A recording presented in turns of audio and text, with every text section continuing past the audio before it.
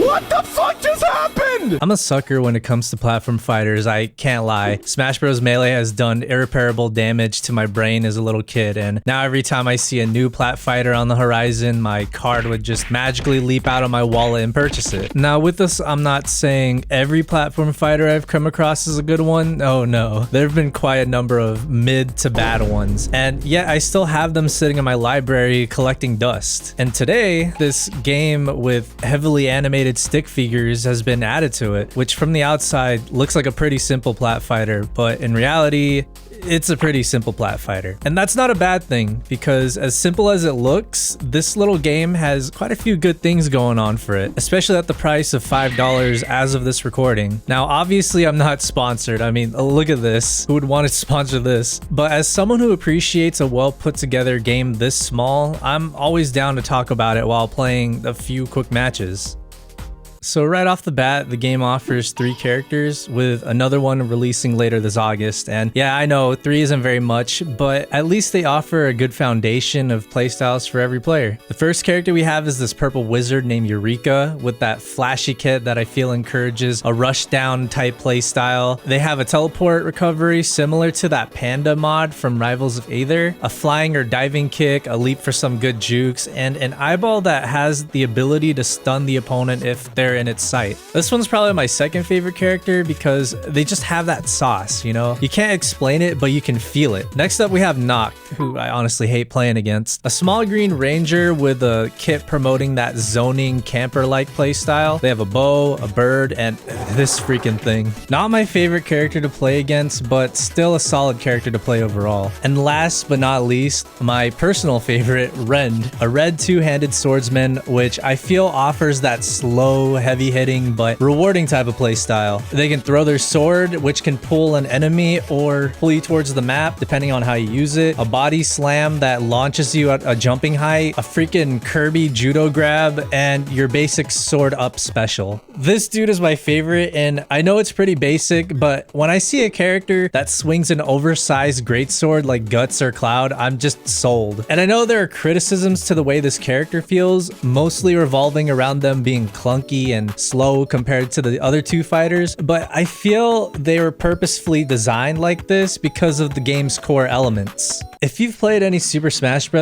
Or any other platform fighting game of its kind, you're not going to be missing much. Playing this game, it feels like it's definitely taken inspiration from Rivals of Aether's core mechanics, which includes no grabbing, no ledge grabs, and shields being replaced with a parry mechanic, which for sure encourages a more aggressive playstyle from both players. I like this because I feel like it makes the matches feel more fast-paced, and you're basically always on your toes with the lack of defensive options. However, that's not all. I feel like the combo tech in this game also takes inspiration from Rushdown Revolt, where after landing a hit, you have the option to cancel an animation by either jumping or air dashing in any direction. This mechanic alone just sets the bar super high in terms of combo potential, as well as increases the pace of these matches. Remember that comment about how Rend was slow and clunky? Yeah, those same guys probably only had like a couple of minutes playtime, I'm pretty sure. So they might have not dug deeper into the mechanics, but here's how more experienced Giga Chad Rend plays,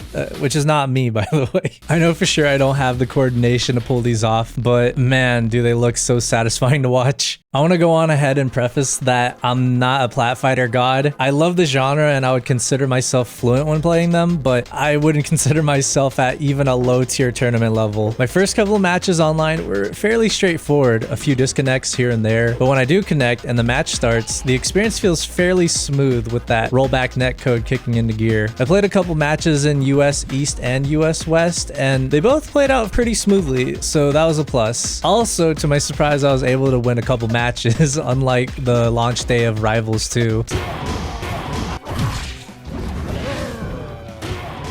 Some players were obviously new, and some were definitely experienced veterans, you know, kicking my butt round after round. But those matches where it felt kind of even, I would just keep going at it. I would start out playing with the intention of getting footage for this video, but next thing you know, 2 hours have flown by. And it's crazy because with that amount of time, I've yet to run into those tech gods that I see in those clips on YouTube or Reddit. Those guys are wild, and I'm not ready to be in someone's montage. However, if you did manage to find me and I somehow ended up on your montage, please let me know in the comments because I'd for sure want to see it.